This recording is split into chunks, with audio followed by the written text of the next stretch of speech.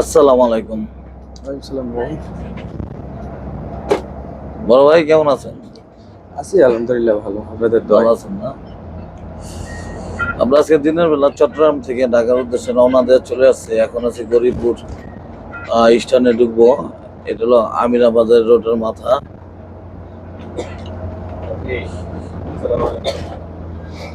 যে কারণে আসলে এখন আসা, চট্টগ্রাম থেকে গাড়ি ছেড়ে আমরা অলরেডি 3 ঘন্টার মধ্যে চলে আসছি গরিবপুর। তাই আসলে দিনের বেলা 4টার আগে যে গাড়িগুলো ছাড়ে এই গাড়িগুলো সম্ভব হয় 3 ঘন্টায় 4 ঘন্টায় ঢাকা পৌঁছানো সম্ভব হয়।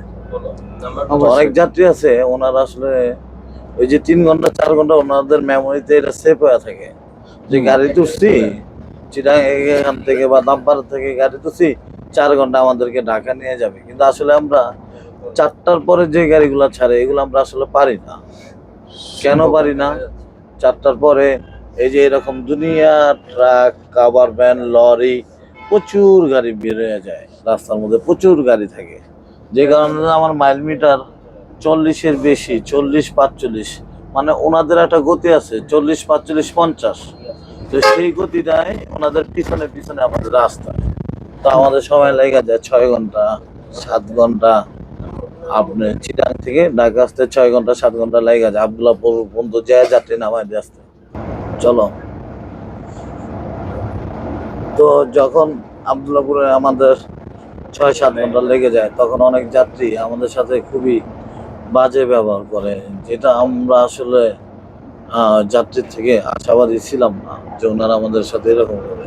ওনারা আসলে গাড়ির ভিতরে অনেকে উঠে উঠে ওইটা অনেকে ঘুমায় যায়। তো ঘুমানোর কারণে ওনারা বুঝতে পারে না যে রাস্তায় কোথায় কি হইতেছে না হইতেছে।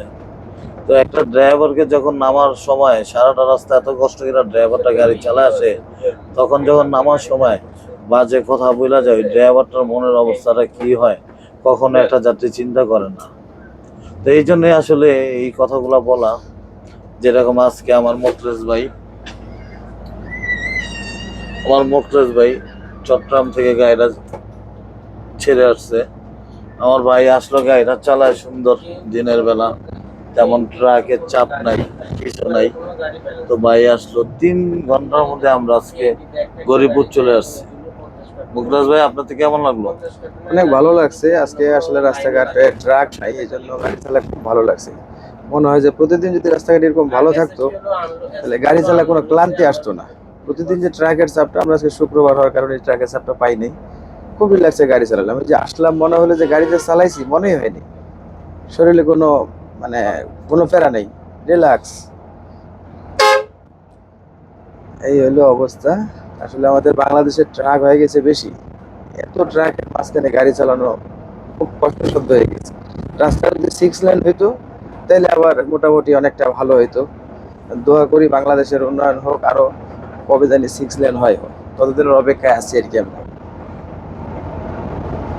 ইনশাল্লাহ আমরাও চাই যাতে ঢাকা চট্টগ্রামটা, ঢাকা চট্টগ্রাম না সারা দেশে যাতে রাস্তার ব্যবস্থাটা অনেক ভালো হয়।